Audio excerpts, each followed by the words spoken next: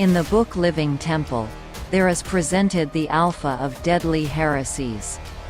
The Omega will follow, and will be received by those who are not willing to heed the warning God has given. I am instructed to speak plainly. Meet it, is the word spoken to me. Meet it firmly, and without delay.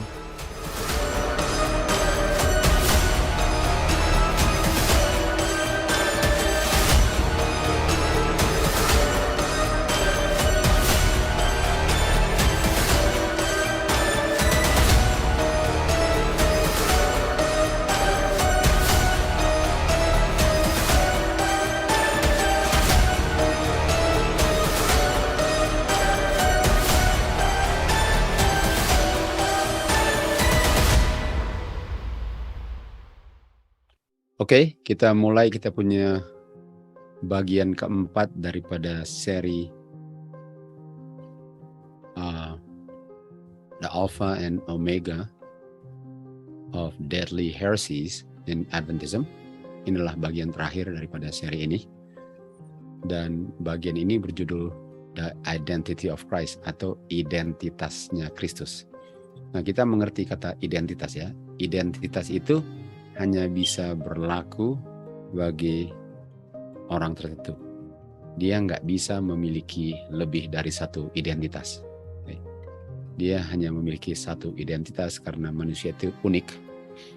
Nggak bisa identitas itu, dia adalah saya, dia juga saya, dan dia juga saya. Itu 3 identitas, bukan satu. Jadi kita mau lihat identitasnya Kristus.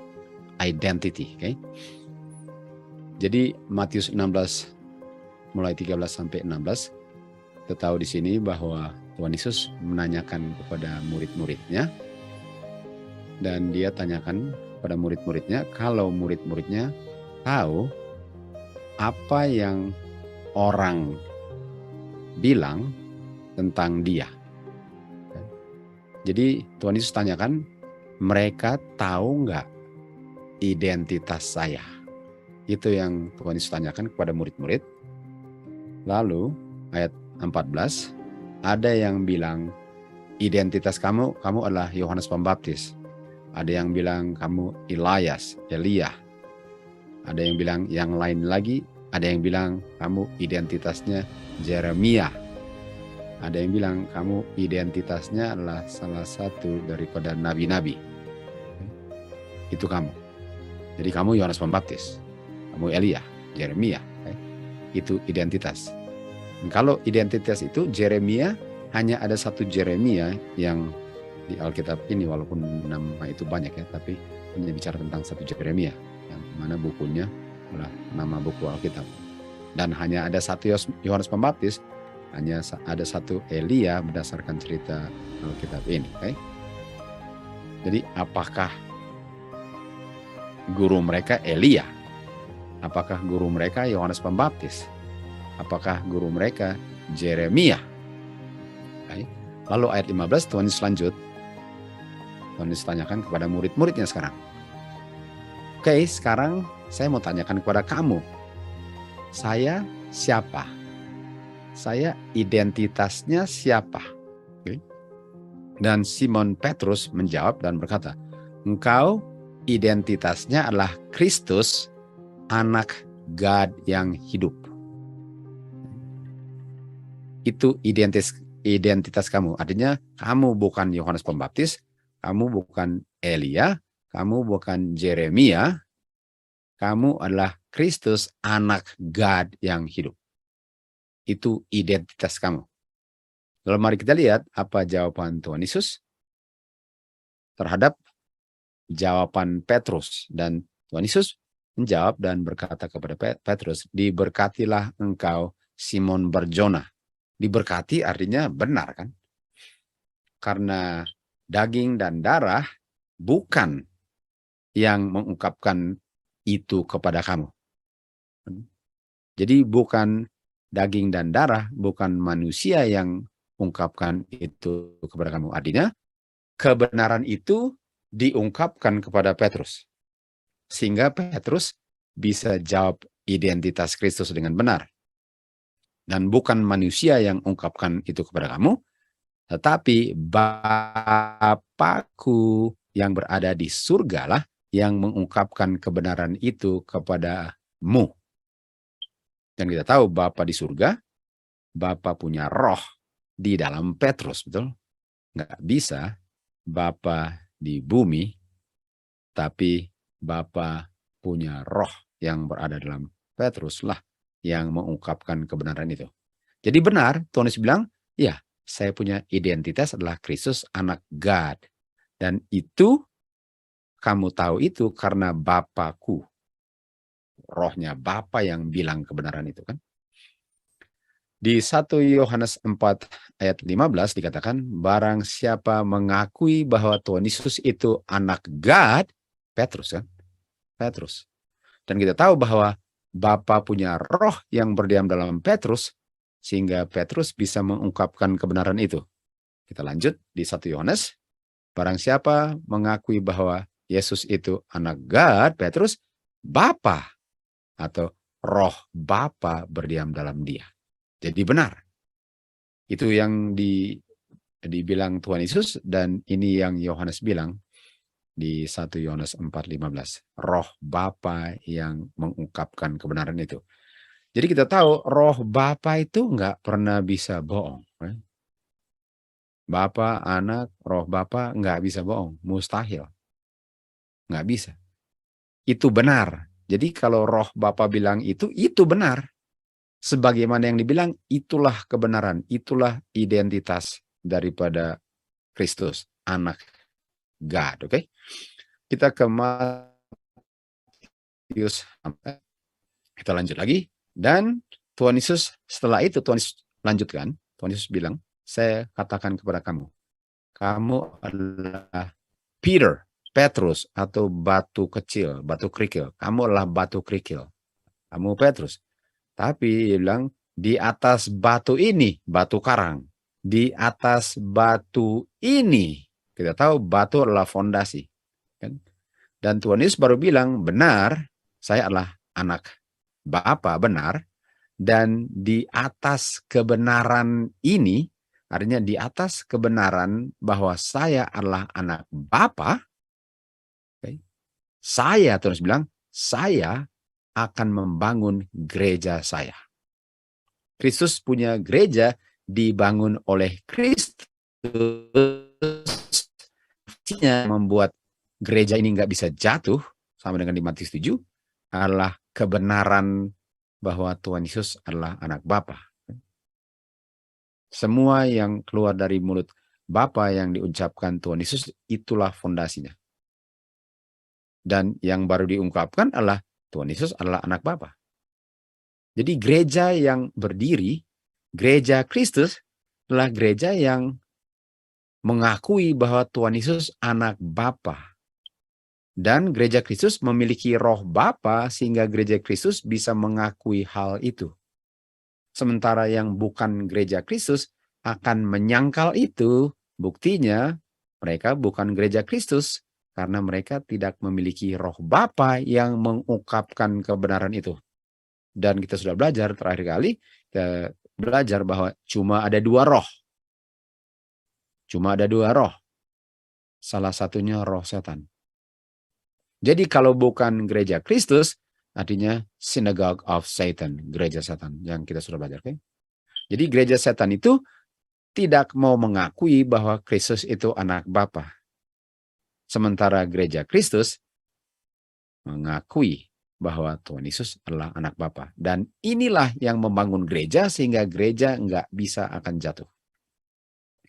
Kita lanjut di kutipan Desire of Ages. Petrus mengungkapkan kebenaran, yang Petrus bilang adalah kebenaran. Jadi Tuhan Yesus itu anak Bapa, itu kebenaran. Petrus mengungkapkan kebenaran yang adalah fondasi daripada iman gereja. Betul? Jadi Petrus ungkapkan kebenaran. Petrus ungkapkan kebenaran. Dan kebenaran itu adalah fondasi bahwa Tuhan Yesus itu benar-benar anak Bapa. Artinya Tuhan Yesus Kristus anak God itu adalah identitas Kristus. Nggak ada yang lain yang bisa memiliki identitas itu, karena setiap manusia atau Bapa dan Anak pun identitasnya berbeda. Nggak ada dua oknum lalu identitasnya sama. Nggak bisa itu. Itu namanya false identity. Itu mencuri identitas. Saya mukanya begini, tapi saya ada KTP orang lain. Nggak bisa itu. Oke, Kolose 1 ayat 15 dan 16. Kita lihat di sini.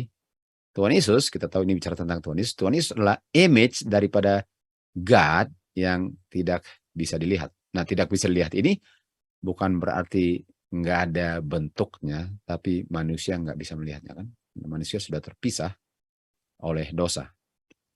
Jadi Tuhan Yesus adalah image daripada God yang manusia dosa ini nggak bisa lihat. Dan Tuhan Yesus adalah firstborn.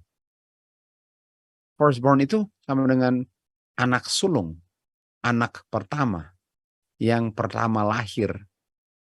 Dan banyak orang menggunakan ayat ini untuk bilang bahwa, oh ini bicara tentang waktu dia lahir sebagai manusia. Ini waktu dia lahir dari Maria, dia firstborn.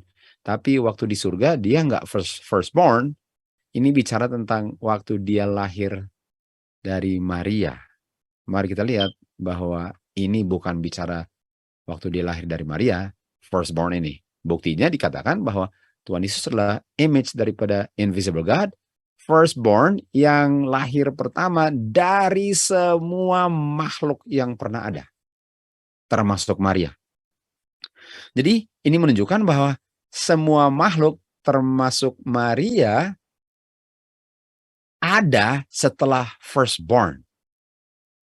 Semua makhluk termasuk ibunya Maria di bumi ini adanya setelah Tuhan Yesus firstborn. Jadi nggak bisa ada Maria dulu baru ada firstborn. Ayat ini bilang firstborn dulu baru semua termasuk Maria. Dari semua yang diciptakan. Ayat 16, karena oleh dialah semua diciptakan. Dan semua diciptakan melalui dia. Dia sebelum segala-galanya dalam hal yang diciptakan. Firstborn Tuhan Yesus sebelum segala-galanya termasuk Maria. Sudah bisa lihat bahwa ini nggak bicara tentang Tuhan Yesus waktu lahir di bumi ini. Dia sudah firstborn sebelum dia datang ke bumi. Dan kalau dia firstborn, sekarang pertanyaannya, apakah God, Bapa firstborn? Nggak bisa. Bapa nggak bisa firstborn. Kalau Bapa firstborn, siapa bapaknya? Kalau kita ambil kata bahasa hari-harinya, kalau Bapa yang pertama lahir, siapa Bapa punya Bapa? Dan kalau Tuhan Yesus yang firstborn, artinya dia ada bapaknya. Dan Bapa nggak bisa firstborn karena artinya Bapa harus ada bapaknya. Nggak ada. Artinya harus ada Bapa dulu, baru ada firstborn, baru semuanya termasuk Maria diciptakan. Dan ayat 17, melalui dia semua menjadi ada. Artinya ada saatnya cuma ada Bapa, lalu sekarang ada Bapa dan Anak, lalu mulai diciptakan semuanya, lalu ada Maria, Tuhan Yesus jadi manusia, baru ayat 18, Tuhan Yesus firstborn Maria. Jadi Tuhan Yesus 2 kali firstborn, dari Bapa dan dari Maria. Dan yang dari Maria ayat 18, yang dari Bapa ayat 15. Jadi dengan ayat ini kita bisa lihat bahwa Tuhan Yesus bukan Bapa, Tuhan Yesus anak Bapa. Alkitab sangat kerjasama dalam kebenaran ini karena Alkitab adalah sistem kebenaran yang nggak salah. Manusialah yang harus memperbaiki pengertian salahnya dan janganlah merubah Alkitab untuk menyesuaikan artinya dengan saya punya pengertian yang salah. Jadi benar bahwa Tuhan Yesus adalah anak Bapa karena kata firstborn, dan Bapa nggak bisa firstborn. Nah, kalau kita bicara tentang Tuhan Yesus adalah firstborn, kita ke Ibrani 12 ayat 22 dan 23. Kamu datang ke Bukit Sion, kita tahu domba dengan 144.000 berdiri di situ. Kamu datang ke General Assembly dan gereja firstborn, gereja Kristus. Firstborn itu Kristus adalah anak Bapa. Dan siapa yang membangun gereja ini? Kristus sebagai anak Bapa. Artinya di saat saya terima Kristus sebagai anak Bapa dan juru selamat saya tergolong dalam gerejanya Kristus sebagai anak Bapa. Dan nama saya tercatat di surga. Walaupun tidak tercatat di buku gereja dunia. Church of the Firstborn. Terus lihat. Jadi inilah gerejanya Kristus yang nggak pernah akan bisa ditumbangkan. Kenapa? Karena bagaimana mau taklukkan ini? Kalau ini kota living God, Yerusalem di surga, anggotanya termasuk malaikat-malaikat yang nggak bisa dihitung jumlahnya, dan setan nggak pernah bisa kembali ke situ, dan kebenaran Tuhan nggak pernah bisa taklukkan. Makanya gereja yang Kristus bangun nggak pernah bisa ditumbangkan. Karena yang mau coba tumbangkan, sudah ditumbangkan Kristus. Hanya kalau kita mengakui Tuhan Yesus adalah anak Bapa dan menjadi bagian daripada tubuhnya, gerejanya, barulah kita nggak bisa hilang. Jatuh. Oke. Di Desire of Ages halaman 51, dedikasi daripada firstborn ini, jadi waktu firstborn Tuhan Yesus menjadi firstborn di surga, awalnya di awal waktu sekali. Nah, awal waktu itu bukan awal ya. Dulu sekali, earliest times itu dulu sekali. Dulu sekali. Jadi waktu dedication Tuhan Yesus firstborn, awalnya itu dulu sekali. Bapa atau God sudah menjanjikan untuk memberikan firstborn. Coba ya. Bapa memberikan firstborn surga untuk selamatkan manusia. Jadi yang berikan firstborn Bapa. Jadi Bapa punya anak diberikan sebelum ada manusia. Diberikan dalam rencana kan. Jadi Bapa sudah siap untuk memberikan anaknya sebelum ada yang diciptakan. Ini nggak bilang Bapa memberikan anaknya melalui Maria, enggak ada di sini. Bapa memberikan anaknya untuk selamatkan orang-orang berdosa walaupun belum ada yang diciptakan. Di Sakarya 6:13. Jadi firstborn ini menunjukkan bahwa ini benar-benar anak Bapa. Ini bukan firstborn terjadinya setelah dia jadi manusia. Persembahan yang sempurna telah dipersembahkan. Bapa sangat mencintai orang berdosa di dunia, sehingga Bapa memberikan anak satu-satunya, lalu dikatakan, ini Signs of the Times, bukan anak melalui penciptaan, sebagaimana malaikat diciptakan, bukan anak melalui adopsi, sebagaimana orang berdosa yang diampuni diadopsi, tapi sebagai anak yang dibegotten. Begotten itu kayak firstborn. Di dalam express image daripada Bapa punya identitas individual. Kan? Jadi benar-benar anak. Jadi anak sudah dipersembahkan, dan anak ini bukan anak ciptaan, bukan anak adopsi, tapi anak yang keluar dari Bapa. Itu firstborn. Dan kalau kita lihat dalam express image daripada Bapa, itu anak diberikan, dikatakan di youth instructor, sebelum Kristus datang menjadi seperti manusia, dia sudah ada dalam express image of his person, dan itu bicara tentang Son of God. Dia sudah firstborn sebelum dia datang ke bumi. Jadi kita bisa lihat bahwa Tuhan Yesus benar-benar anak bapa, bukan dia menjadi anak bapa dalam peranan waktu di dunia. Karena sebelum datang ke dunia, dia sudah anak bapa. Bukan waktu dia ke dunia, dia bilang, saya anak bapa dalam kurung, saya berperan sebagai anak bapa, karena sebelum saya datang, saya bukan anak bapa. Jadi kita bisa lihat bahwa Alkitab dikonfirmasi dengan Roh Nubuat sangat jelas. Dan kita lihat di sini, bahwa Tuhan Yesus selalu anak bapa di surga, dia nggak berperan sebagai anak bapa. Bapa tidak memberikan only begotten of Mary. Bapa nggak memberikan satu-satunya anak Maria. Bapa memberikan satu-satu anaknya. Jadi tumbang, sangat tumbang. Pengertian bahwa ini peranan. Spiritisme modern berfondasi dalam hal-hal atau dalam fondasi yang sama, yang kata lain daripada spiritisme, dalam bentuk yang baru adalah witchcraft atau penyembahan iblis. Jadi spiritisme, witchcraft dengan penyembahan iblis itu sama, yang dilarang untuk dilakukan oleh God di surga waktu diberikan larangannya kepada orang Israel, termasuk umat Tuhan kapan saja.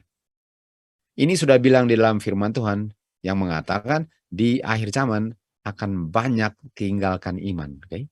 Jadi biarpun saya masih di denominasi yang awalnya benar, itu nggak ada gunanya kalau saya sudah tinggalkan imannya sementara masih dalam naungan denominasi yang saya pikir benar.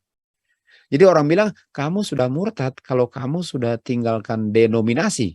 No, kamu murtad kalau kamu tinggalkan iman. Ini dikatakan kan, 1 Timotius 4:1. Karena orang akan tinggalkan iman sementara masih di dalam palang logo yang sama.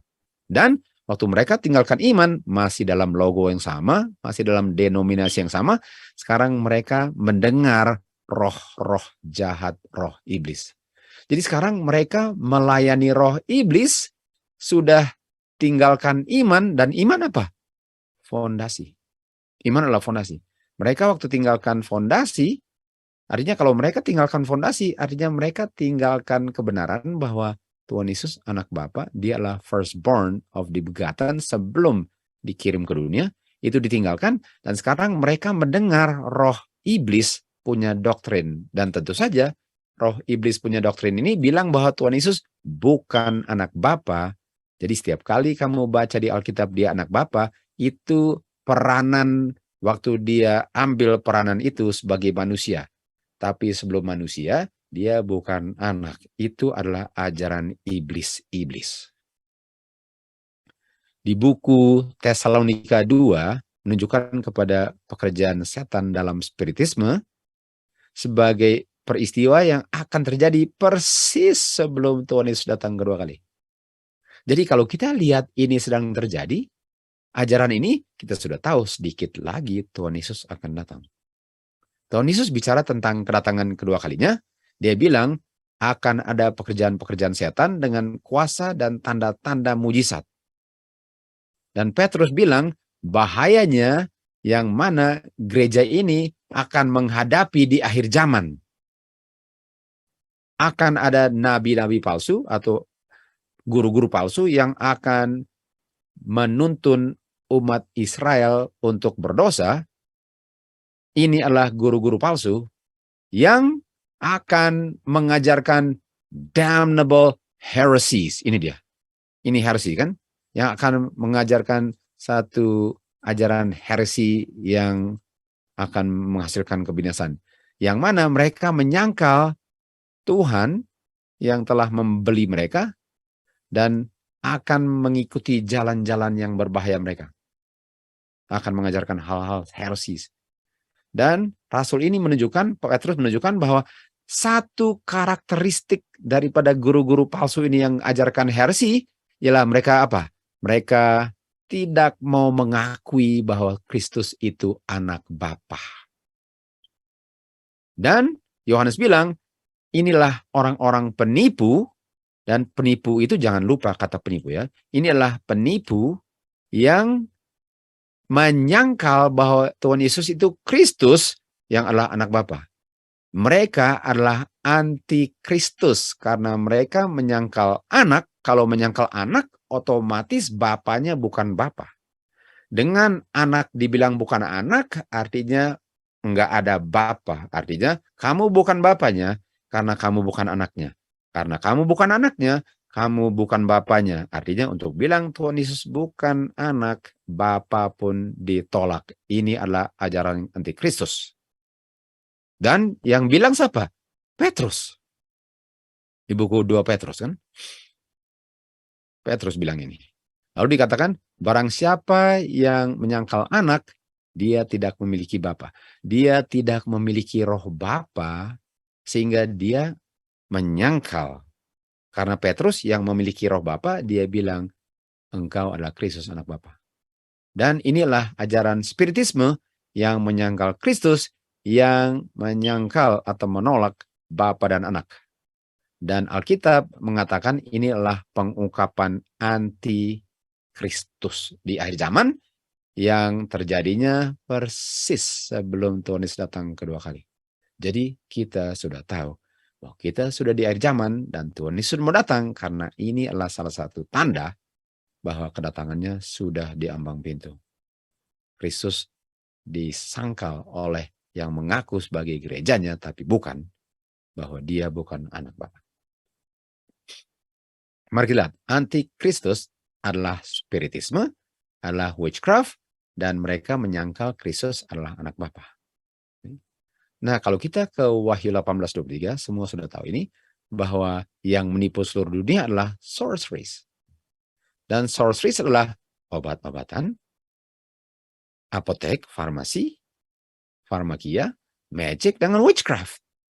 Artinya di akhir zaman, di akhir zaman inilah mereka akan tertipu dengan menyangkal Kristus sebagai anak Bapa dan tertipu juga melalui suntikan-suntikan ini semua. Dan kita sudah lihat ini tipuan. Sekarang banyak sekali mengungkapkan bahwa ini tipuan. Sementara dari awal sudah diajarkan, kita sudah tahu dari awal pandemik inilah tipuan, tapi dunia mulai dapat bahwa ini tipuan. Mereka mulai lihat bahwa ini tipuan. Ini sorcery adalah uji coba, seakan-akan uji coba, oke, kalau kalian rela untuk terima ini supaya bisa kerja, supaya bisa dapat paspor, untuk terbang, kalau kamu rela, artinya kamu rela yang lain juga. Kamu rela jual jiwa kamu untuk kebenaran kamu, kamu rela untuk menyangkal kebenaran kamu, hanya untuk bisa naik kapal terbang, hanya bisa untuk masuk toko dan semua itu. Kamu rela disuntik dengan sesuatu yang kamu nggak tahu apa. Kamu main percaya aja, itu tipuannya. Ini spiritisme, ini witchcraft, ini antikristus, ini demon worship. Ini demon worship, ini witchcraft. Ini pekerjaan setan. Inilah false prophet, ini damnable heresies. Satu paket semua dari setan. Dan kita sudah lihat hasilnya di akhir zaman di mana banyak orang sudah tunduk kepada kuasa ini, sementara kelas berat mengaku sebagai gereja Kristus. Ada dua kesalahan yang besar, immortality of the soul dengan Sunday sacredness. Dan setan akan membuat banyak orang tertipu dalam tipuan dua ini. Immortality of the soul adalah fondasi spiritisme. Dan yang terakhir, ikatan simpati dengan Roma. Sementara Protestan Amerika, artinya Protestan Amerika adalah agama yang mengaku Protestan di Amerika, denominasi, akan mengulurkan tangannya dan berjabat tangan dengan spiritisme, atau pharmacy, atau medication, witchcraft, sorceries, okay, atau menyangkal Tuhan Yesus anak Bapa, demon worship, witchcraft, mendengar ajaran setan, antikristus. Ini gereja yang mengaku Protestan akan merangkul doktrin ini dan akan merangkul Roma. Dan dalam ikatan tiga ini, Amerika Serikat, mulai di Amerika dan seluruh dunia, akan mulai mendikte doktrinnya dan akan tidak menghargai hak asasi manusia lagi. Jadi kita sudah lihat bahwa ini menunjukkan akhir zaman. 3 roh katak sedang bekerja. Sementara banyak umat Tuhan yang mengaku umat Tuhan sedang nyenyak tertidur. Hanya sangat peduli dengan mau ke sini, mau ke situ, jalan-jalan sini, jalan-jalan situ. Sementara umat Tuhan yang setia sedang siap jalan-jalan ke surga untuk 1000 tahun.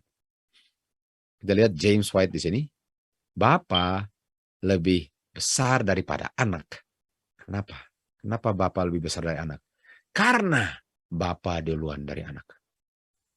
Gitu. Dari mana kita bisa lihat ini ya? Anak menjadi sama dengan Bapa, okay?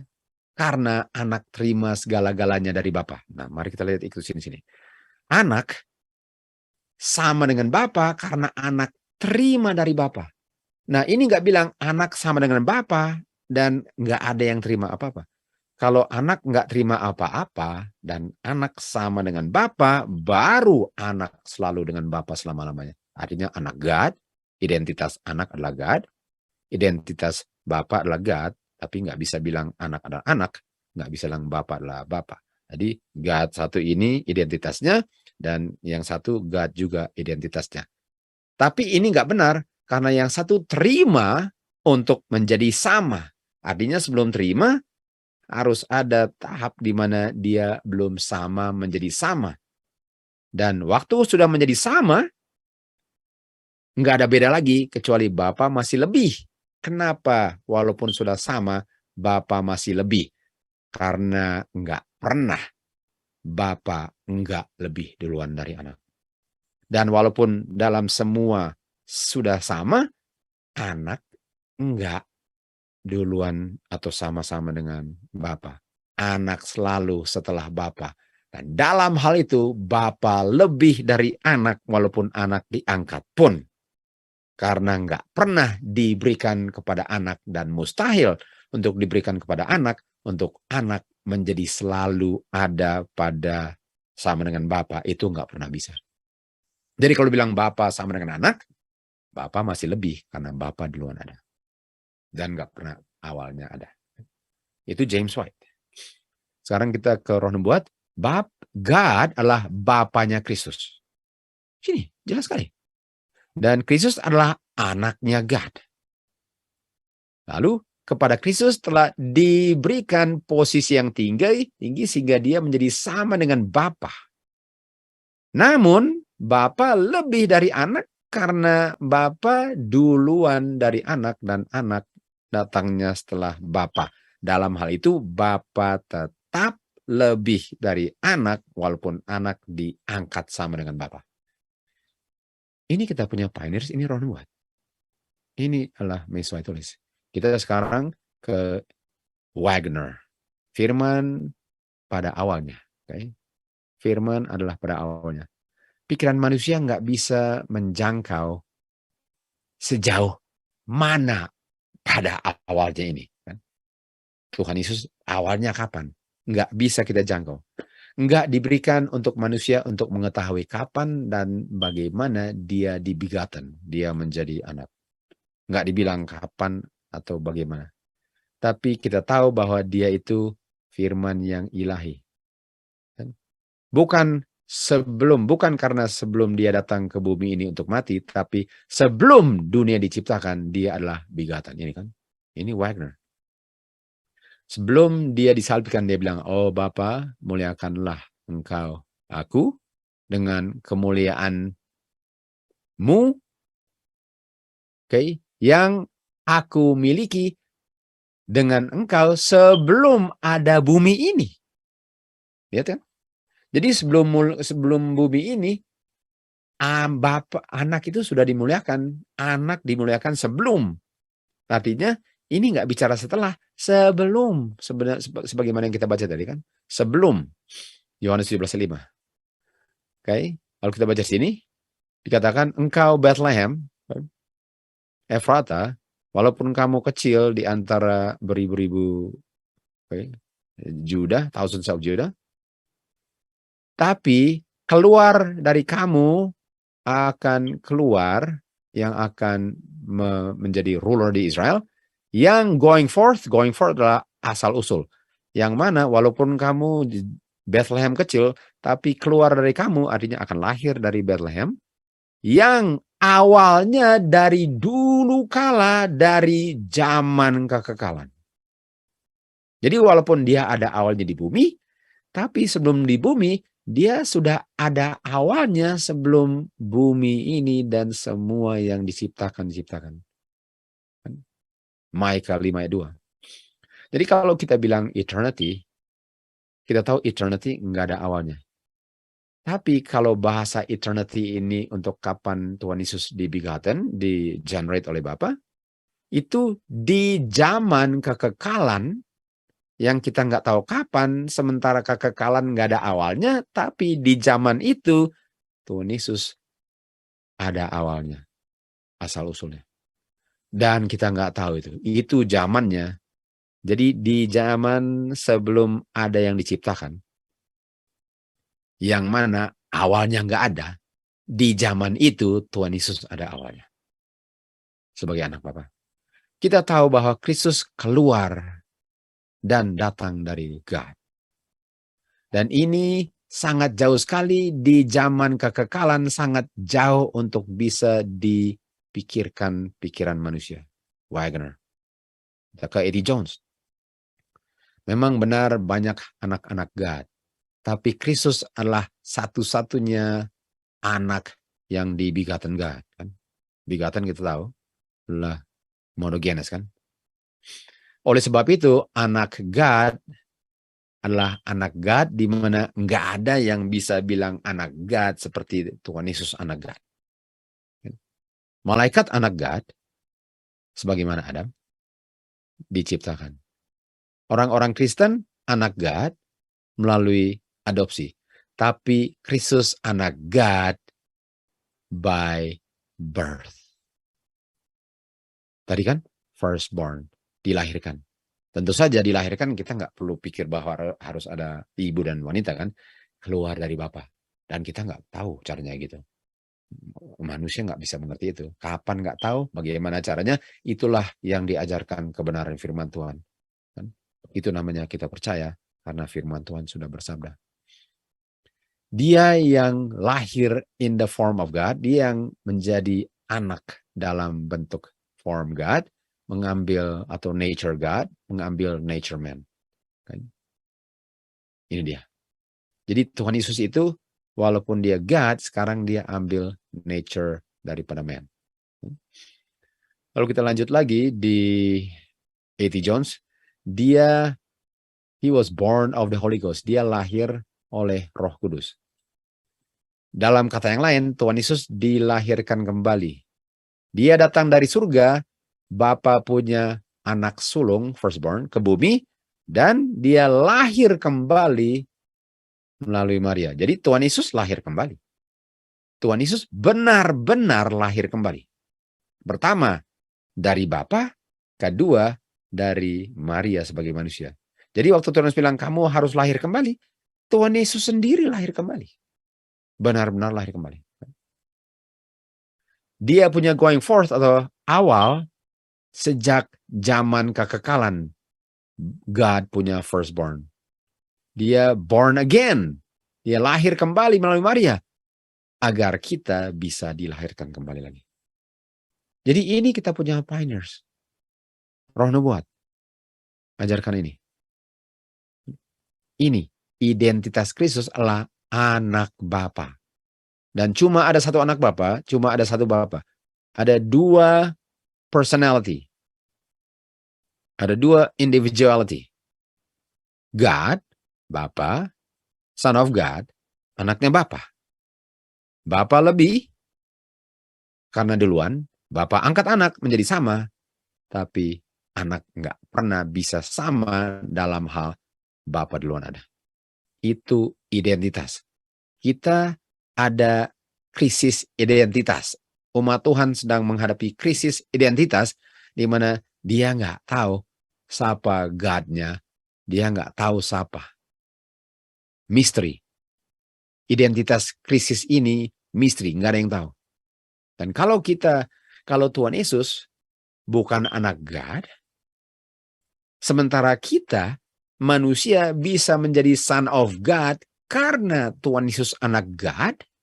Artinya kalau Tuhan Yesus memang bukan anak God, manusia nggak pernah menjadi sons of God. Nggak pernah. Karena kita menjadi sons and daughters of God itu sangat berketergantungan terhadap Tuhan Yesus sebagai anak God. Artinya kita nggak pernah bisa diselamatkan kalau kita bukan sons of God karena Tuhan Yesus bukan son of God. Bisa lihat betapa mematikannya ini. Nah, kita lihat di Adventist Review Januari 6, 1994 katakan yang diyakini Adventist sudah berubah dan ajaran mengenai Yesus Kristus ini sangat mengejutkan. Kita sudah lihat kan, sudah berubah. Berubahnya mengenai Kristus. Oke, mengenai Kristus. Ini 1994 ditulisnya. Lalu kita lihat di buku Understanding Trinity yang sebelah kanan ini. Hubungan Bapa dan Anak di dalam Godhead, walaupun pengertian Godhead-nya beda, harus dimengerti dalam pengertian simbolik, metaphorical sense. Artinya harus dalam bentuk simbol. Ini buku di sebelah kanan ini bilang, Bapa dan Anak punya hubungan itu bukan Bapa dan Anak. Itu simbol. Seandainya dia Bapa dan dia anak, begitulah, tapi ini bukan Bapa dan itu bukan anak, karena ini cuma simbol. Jadi sama dengan saya bilang ini, seandainya kamu adalah anjing dan monyet, tapi bukan. Kamu bukan anjing dan monyet. Seandainya kamu kucing, tapi kamu bukan kucing. Ini seandainya dia anak Bapa tapi bukan, dan seandainya kamu bapaknya anak tapi bukan. Ini yang diajarkan di Trinitas, buku-buku Advent, Books of a New Order, yang ditulis bahwa ini semua adalah peranan. Nah, mari kita baca di Adventist Review ini, dan kita baca apa yang ditulis ya. Rencana keselamatan mencakup perjanjian yang dibuat oleh 3 individual, 3 identitas daripada Godhead yang memiliki karakter daripada keilahian yang sama. Agar dosa bisa disingkirkan dan pemberontakan dari semesta alam untuk mengembalikan harmoni dan damai, salah satu daripada oknum ilahi menerima dan mengambil peranan Bapa. Artinya dia bukan Bapa. Dia bilang, saya jadi Bapa. Dan yang satu lagi bilang, oke, saya. Tentu saja yang ketiga adalah Roh Kudus yang berpartisipasi dalam membuat efek daripada rencana keselamatan. Dan ini semua terjadinya sebelum dosa dan terjadi pemberontakan di surga. Artinya, Sakaria 6 ayat 13, kutipan ini bilang ada 3. Sementara Alkitab bilang antara mereka berdua. Jadi kita bisa lihat bahwa ini adalah ajaran antikristus kelas berat karena nggak ada kebenaran ini di Alkitab. Lalu kita diharap untuk terima walaupun nggak ada kebenaran Alkitabnya karena mereka bilang benar. Dengan menerima peranan ini, dengan menerima artinya saya bukan Bapa tapi saya berperan sebagai Bapa. Kamu bukan anak, walaupun kamu saya panggil anak. Oknum ilahi ini tidak kehilangan kuasa keilahiannya masing-masing. Cuma pakai nama yang bukan nama mereka. Mengenai mereka punya kehadiran dan karakter yang lain, mereka satu dan sama. Artinya walaupun kamu anak, tapi kamu bukan anak, kamu sama dengan saya. Walaupun kamu Bapa, kamu nggak lebih dari saya, tapi saya sama.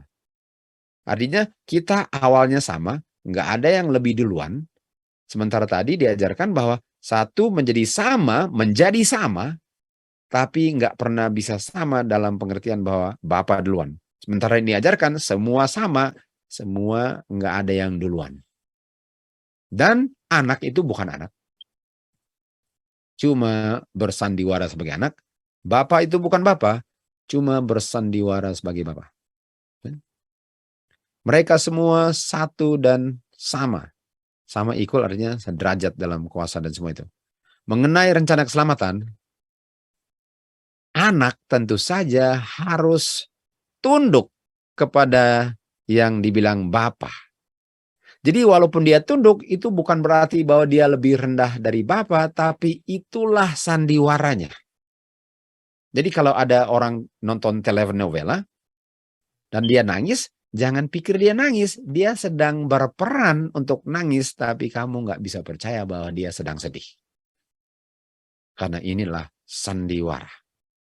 Jadi rencana keselamatan dijalankan sebagai sandiwara. Jadi kalau bilang, inilah anakku. Jangan percaya itu. Itu bukan anak. Bukan. Saya sangat mencintai kamu sehingga saya berikan anak saya. Oh, hebat sekali mereka punya sandiwara. Bukan anak kok, artinya nggak sedih dong. Bukan anak, betul? Jadi manusia yang benar-benar ada bapa dan anak, sekarang kita harus mengerti sebagaimana bapa dan anak. Jadi bapa bilang, waduh sedih sekali kasih anak ya.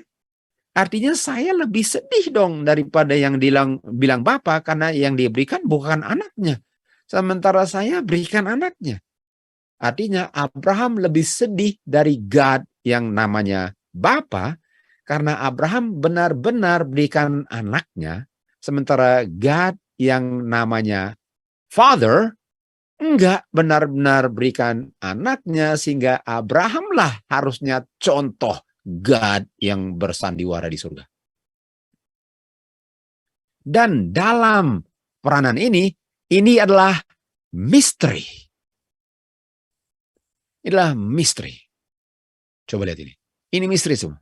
Jadi kalau kamu nggak ngerti, itu karena misteri. Itu misteri.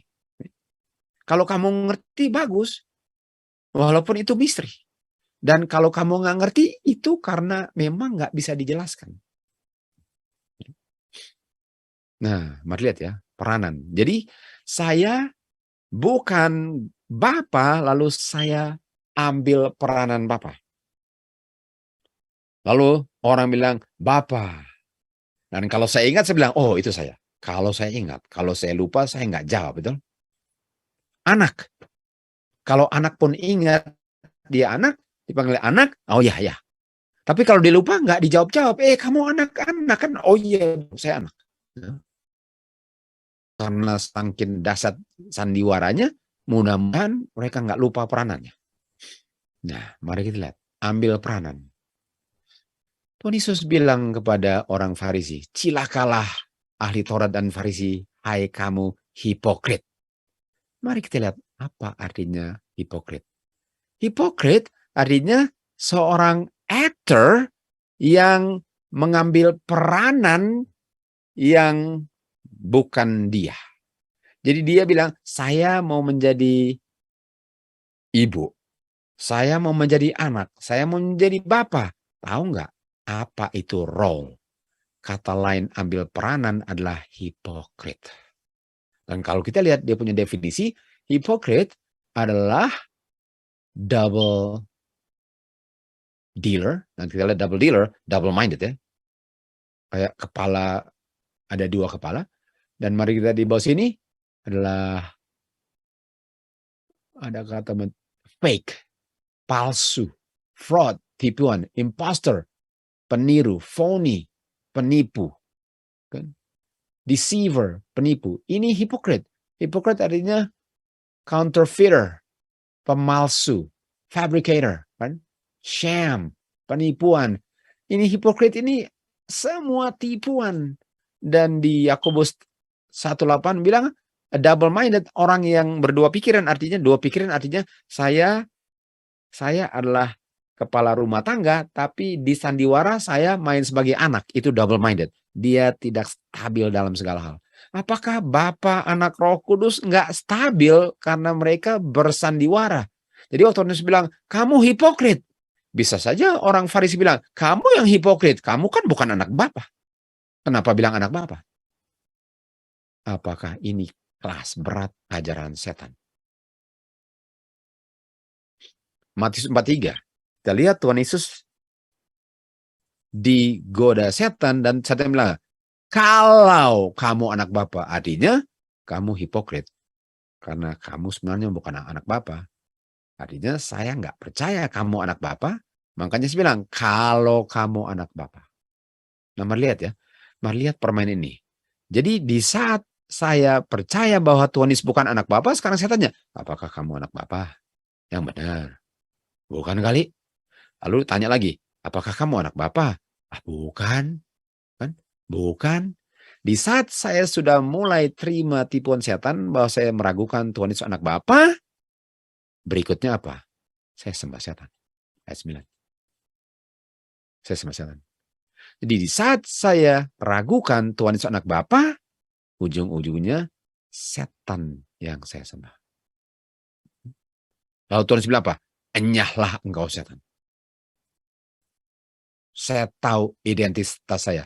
Kamu tahu saya punya identitas, saya pun tahu identitas saya. Saya nggak perlu buktikan kepada kamu, saya tahu identitas saya. Kamu nggak perlu ragukan saya sangat tahu identitas saya.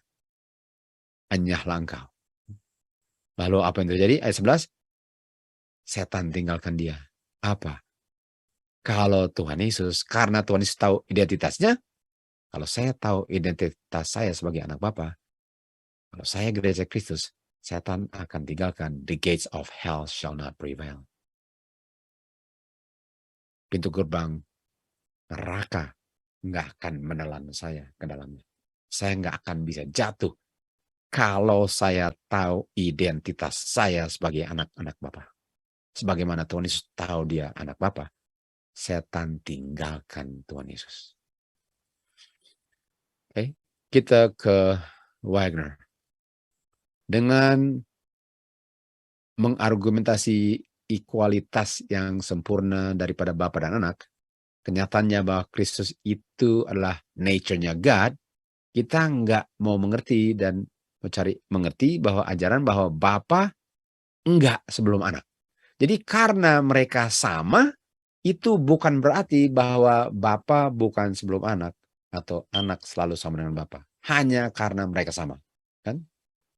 Nanti orang pikir bahwa artinya Bapa dan Anak selalu ada atau seperti gitulah.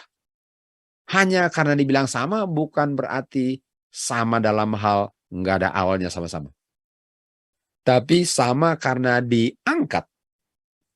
Tapi nggak pernah sama 100% karena Bapa selalu duluan dari Anak.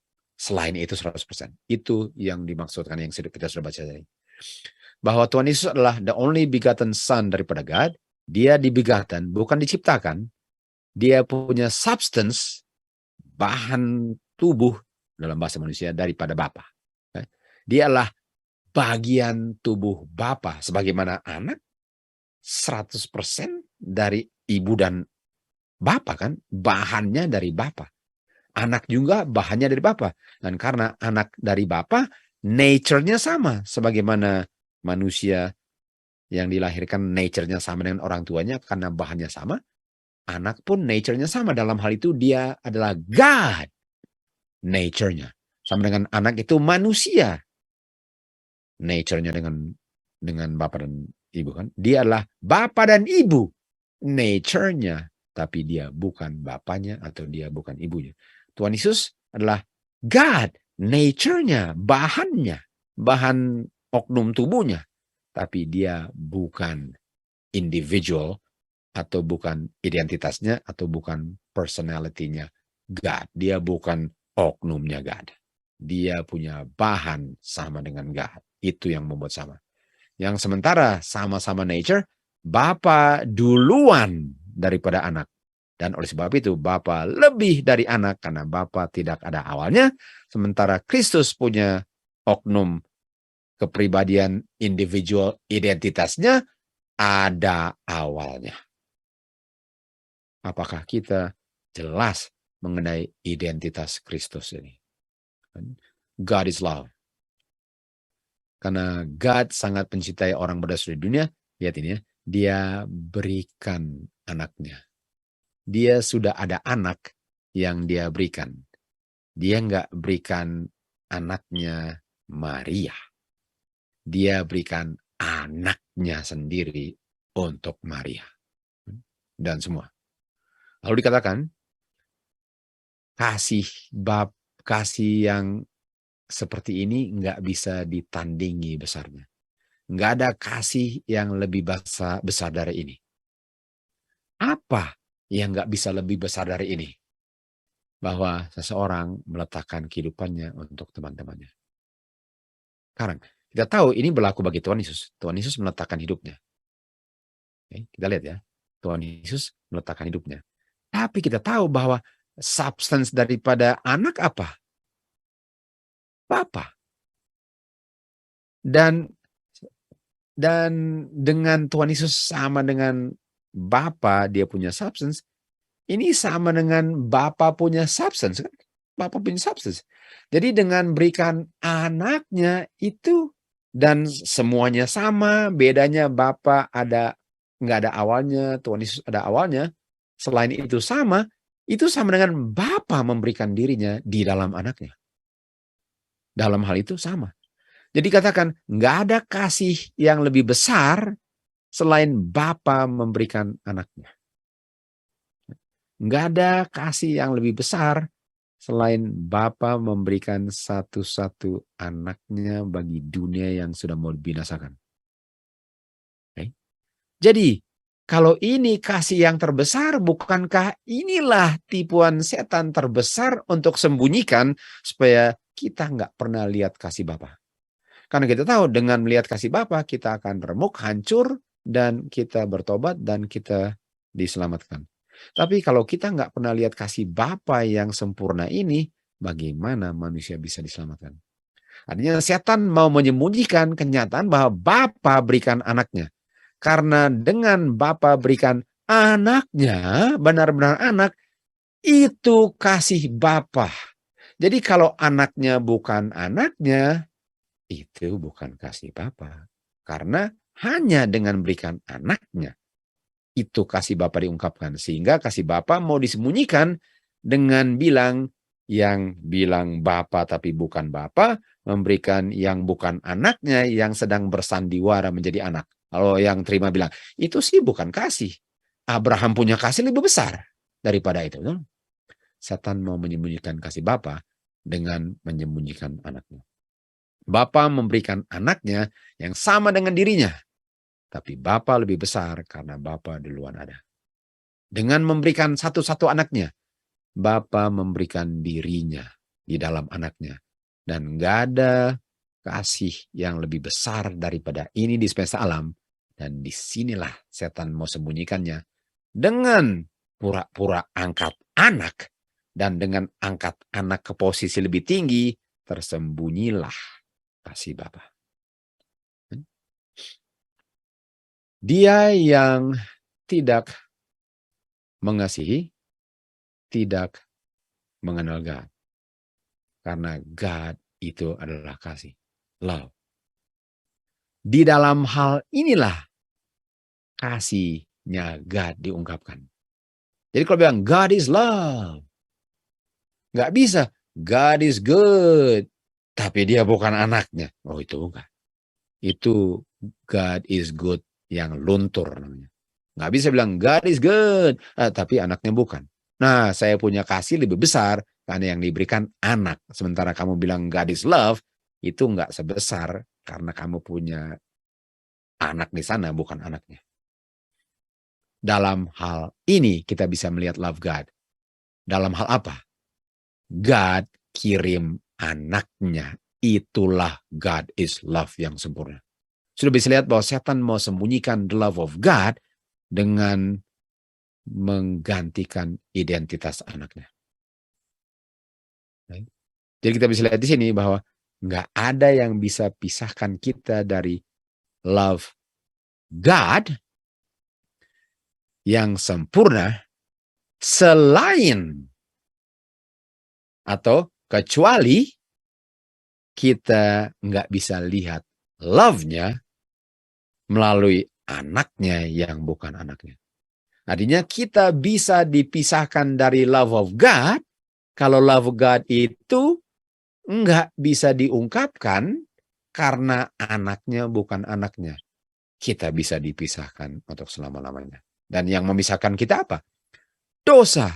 Artinya kalau saya tidak mau mengaku bahwa Kristus adalah anak Bapa dan dosa itu memisahkan, itu dosa besar.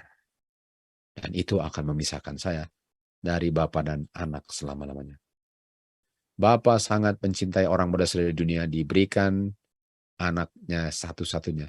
Agar barang siapa percaya di dalam Kristus, barang siapa percaya di dalam anak, nggak akan binasa, tetapi memperoleh kehidupan kekal. Jadi apa sih yang saya harus percaya tentang anak yang ada hubungan di dalam anak?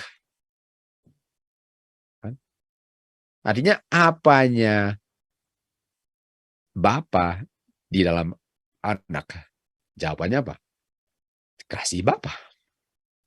Kasih Bapa. Kan?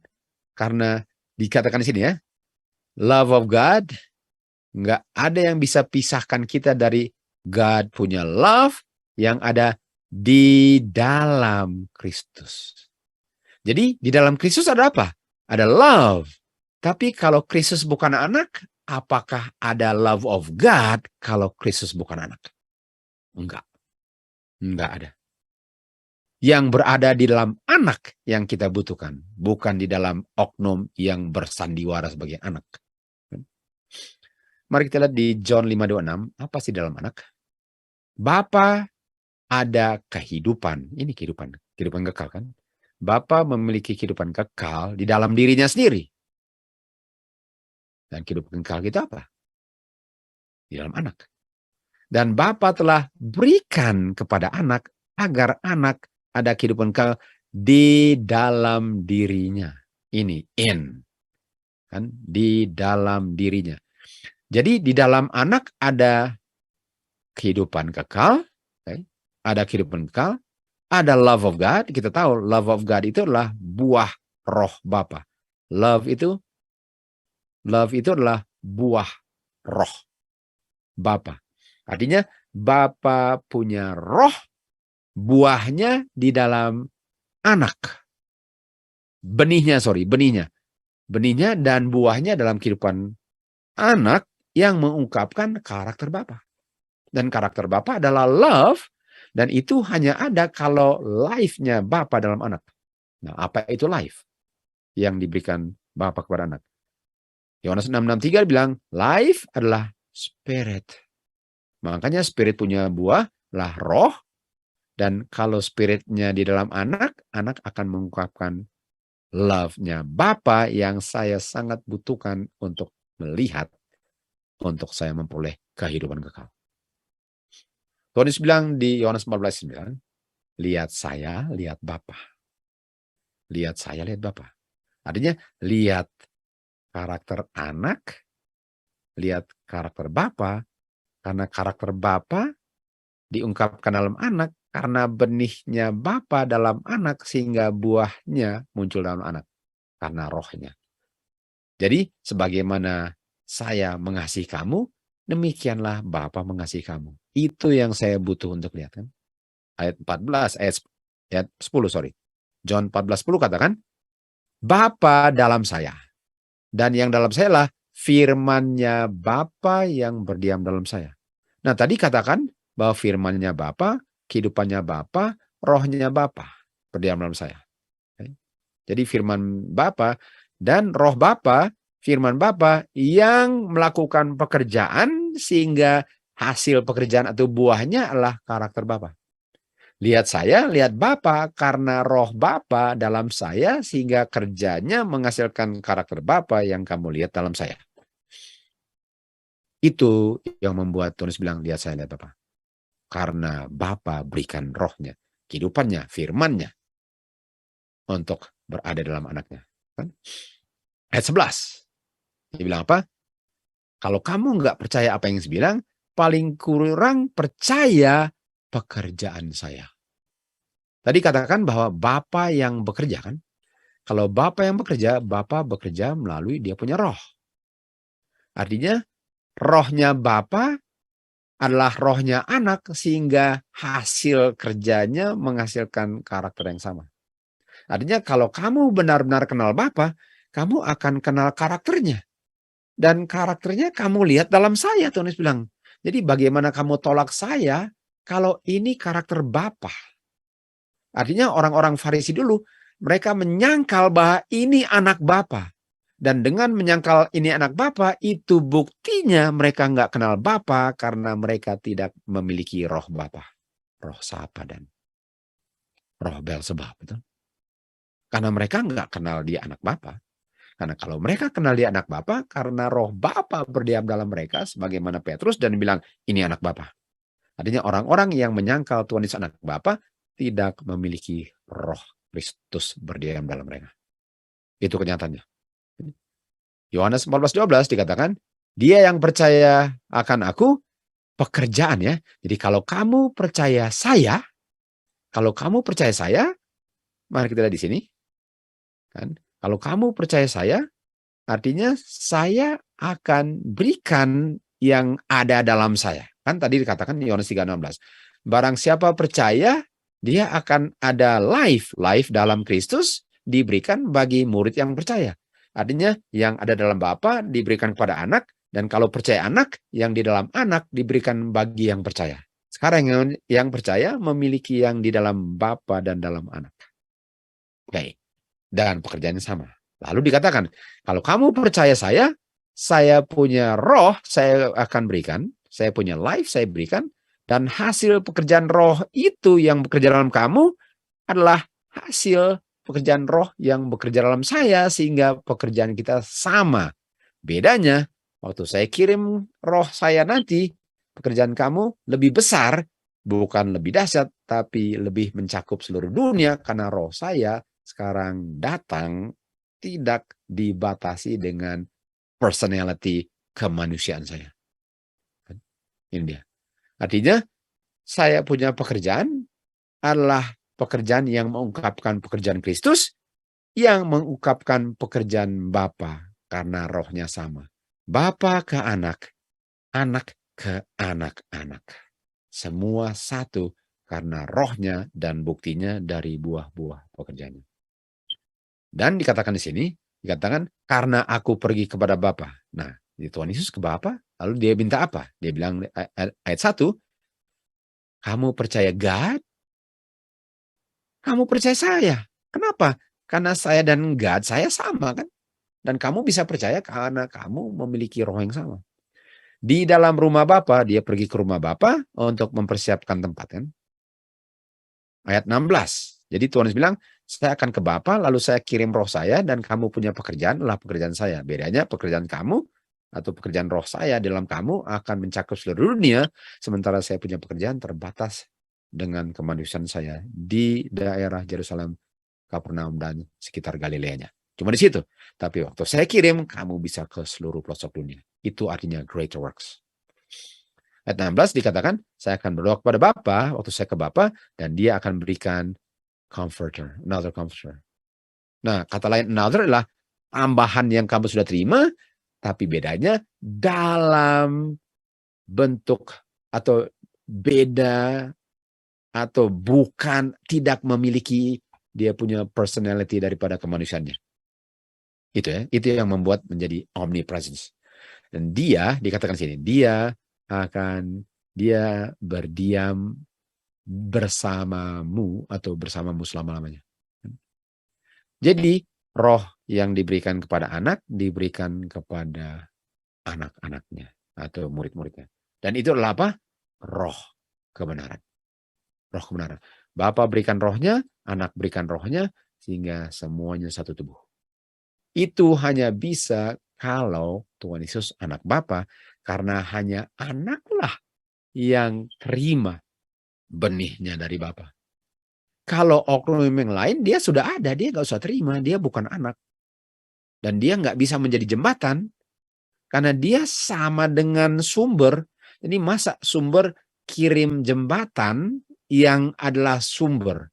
Untuk apa ada jembatan kalau jembatan itu sumber, sehingga kalau kirim sumber menjadi jembatan, sumbernya jembatan nggak dibutuhkan lagi karena jembatannya lah si sumber.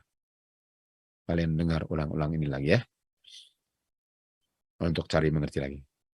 Jadi roh kebenaran itu berada dalam Bapa, berada dalam anak, dan berada dalam anak-anaknya. Bapa memiliki rohnya dalam anaknya, dan anak-anaknya. Inilah keluarga Bapa. Lalu dikatakan, kita lanjut lagi sini ya.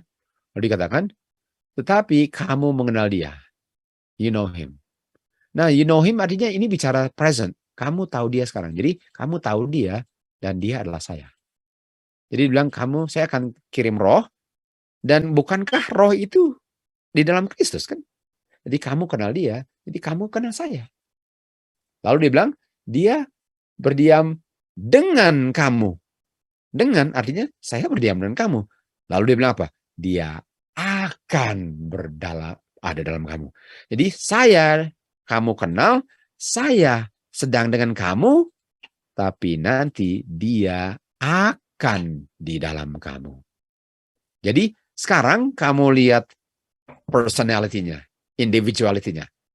Nanti kamu nggak lihat sayanya, tapi itu masih saya tanpa tubuh manusia saya. Itu yang dia bilang. Ini hanya bisa kalau Tuhan Yesus anak Bapa. Tuhan Yesus bilang, saya nggak akan biarkan kamu tanpa penghibur. Lalu dia bilang apa? Saya akan datang. Saya punya roh akan datang. Dia nggak bilang dia akan datang. Walaupun dia bilang dia. Iya, dia itu tanpa kemanusiaannya. Dia bilang apa? Saya. Ini saya. Tanpa kemanusiaan saya akan datang. Ini saya. Ini saya. Ini bukan oknum yang lain. Ini saya. Dalam Trinitas, oknum Roh Kudus. Roh Kudus bukan Tuhan Yesus. Jadi kalau Roh Kudus bukan Tuhan Yesus nggak bilang saya, dia akan datang. Sementara Tuhan Yesus bilang, saya. Ini saya tanpa tubuh kemanusiaan saya. Ini saya. Yohanes 17, Tuhan Yesus bilang, agar murid-murid semua, 12 murid-murid bisa menjadi satu. Nah, kita tahu bahwa murid-murid tetap 12.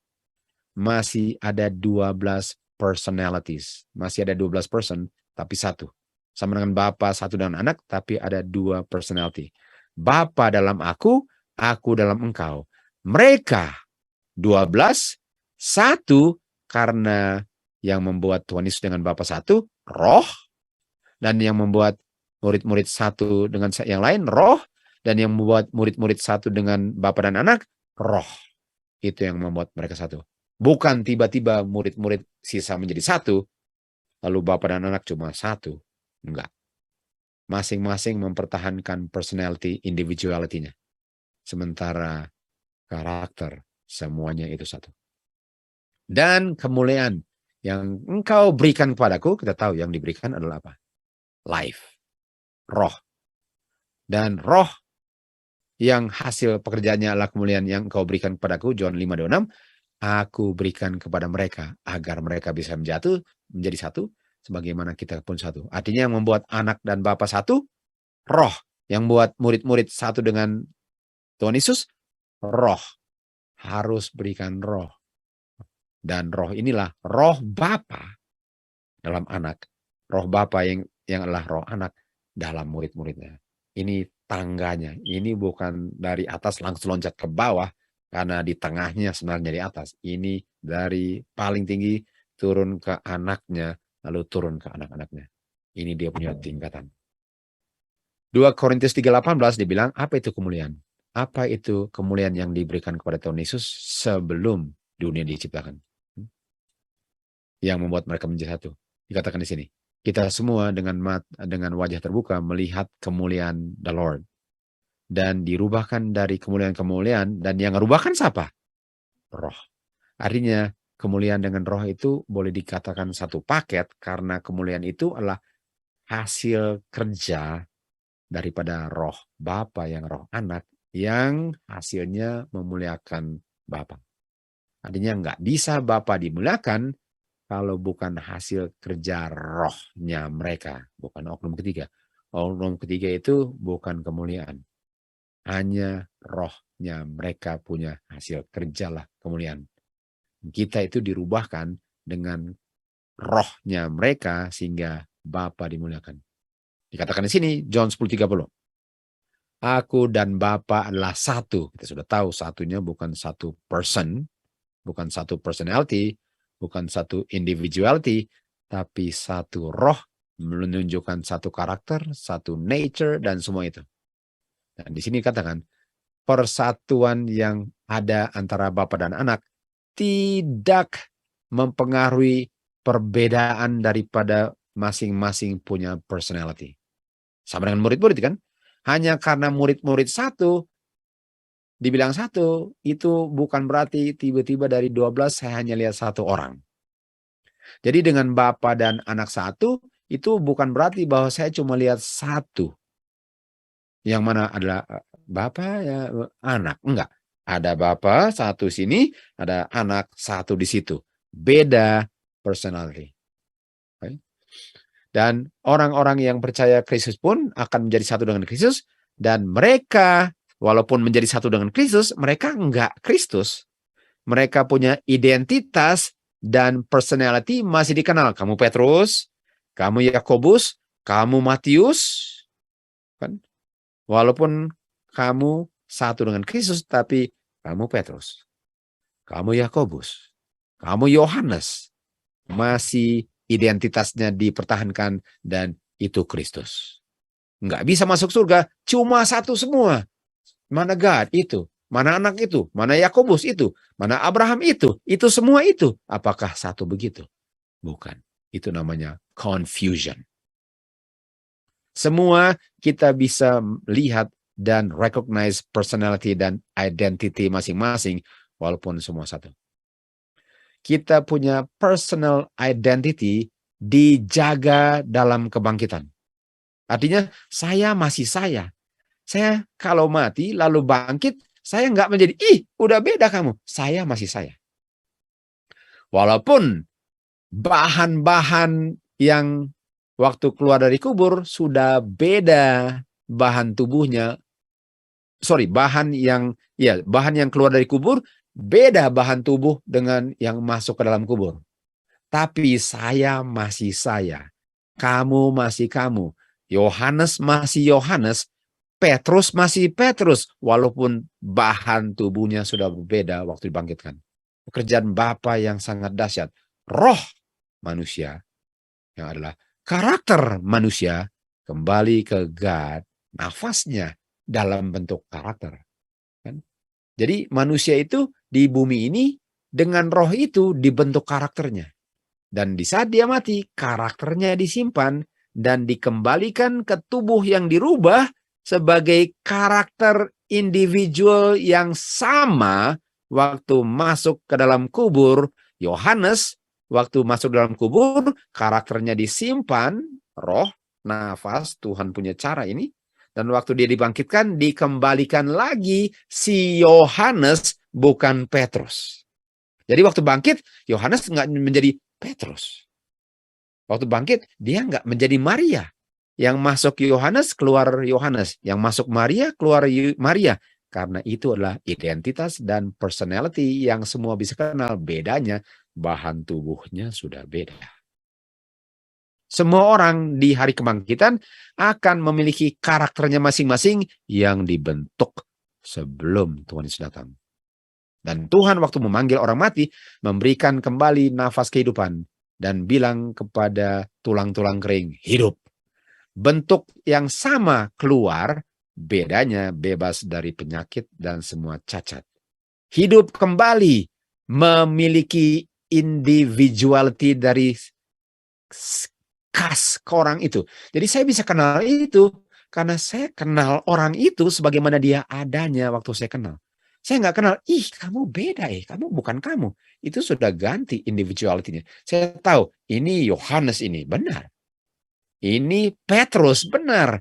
Itu individuality-nya, personality-nya tetap dijaga intact walaupun tubuh bahannya sudah rubah. Demikianlah teman-teman akan recognize siapa teman mereka. Nggak ada dalam hukum Bapa dalam alam yang menunjukkan bahwa Bapa memberikan identitas yang sama, yang tubuhnya sama sebelum dia masuk kubur. Artinya tubuhnya keluar beda bahannya, nggak bisa mati lagi, nggak bisa seperti manusia sebelum masuk kubur. Tapi identitas karakternya, personality-nya sama waktu keluar dari kubur, nggak dirubah di awan-awan. Sebelum masuk kubur, begitulah keluar kubur karakter manusia kalau melewati kuburan. Bapa akan memberikan kepada orang-orang yang dibangkitkan tubuh yang menyenangkan dia. Tubuh yang pleasing bagi dia. Jadi yang paling penting apa? Kita punya spirit karakter itu. Kalau kita mau diangkat ke awan-awan tanpa harus dirubah lagi, kita harus memiliki roh Bapa yang dalam anak. Sehingga kita dibentuk sesuai dengan karakter, siap untuk diangkat di awan-awan waktu Tuhan Yesus datang. Tubuhnya dirubah, karakternya dirubah sebelum tutup pintu.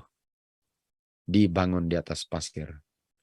Barang siapa percaya perkataan-perkataan ini dan melakukannya, kan dia sama seperti orang yang bijaksana yang membangun rumahnya di atas fondasi batu. Tuhan Yesus.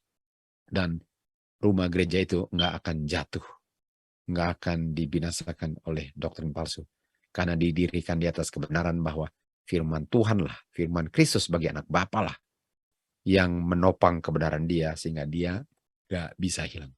Apa kebenaran itu? Engkau adalah Kristus, anak God yang hidup. Dan roh Bapa lah yang ungkapkan kebenaran itu. Dan disitulah ini kata build. Berdasarkan itulah Kristus yang membangun gerejanya. Di mana setan punya tipuan muslihat tidak bisa menjatuhkan gereja Kristus. Yang satu dengan anak dan Bapa nggak bisa disentuh. Sebagaimana Kristus nggak pernah bisa disentuh oleh setan, tubuh Kristus nggak pernah bisa disentuh oleh setan, tubuh Kristus, gereja Kristus, yang mana rohnya Kristus berdiam dalam gerejanya yang adalah tubuh Kristus, pun nggak bisa disentuh setan. Karena dialah tubuh Kristus. Musuh sedang berusaha untuk membuat teori reformasi dalam gereja Advent. Dan reformasi ini ialah untuk reorganisasi, untuk merubah dia punya agama, untuk merubah dia punya fondasi, membangun organisasi baru, dan ini sistem yang bukan dibangun Kristus ini, dibangunnya di atas pasir, dibangunnya di atas bukan Kristus sebagai anak Bapa. Jadi kita bisa lihat bahwa organisasi Seventh-day Adventist sudah menggantikan fondasi mereka dari anak Bapa, batu, ke bukan anak Bapa, pasir, dan akan ditumbangkan. Sementara gereja Kristus nggak akan bisa jatuh, tapi organisasi yang mengaku Advent dengan menggantikan fondasinya jatuh. Babylon is fallen. Kenapa? Karena dia telah merubah mereka punya gods yang bukan gods. My people merubah kemuliaan yang bukan kemuliaan. Mereka telah merubah God mereka. Kita lihat di sini. Kita sekarang nggak bisa melangkah meninggalkan fondasi yang telah dibangun. Dan untuk melangkah tinggalkan fondasi Tuhan Yesus sebagai anak Bapa adalah untuk membuat organisasi baru. Ini namanya kemurtatan daripada kebenaran. Tunggu. Yang membangun organisasi baru siapa? Organisasi Advent. A new organization. Ini dia. Dia bilang di sini kita nggak bisa buat organisasi baru dengan tinggalkan fondasi. Okay. Establish ya. Dia bilang establish organisasi baru. Kita lihat Presiden General Conference yang Neil Wilson dulu. Dia bilang tahun 1981 ada another universal and truly Catholic organization. Organisasi Katolik dan organisasi Katolik yang lain itu namanya Seventh Day Adventist Church.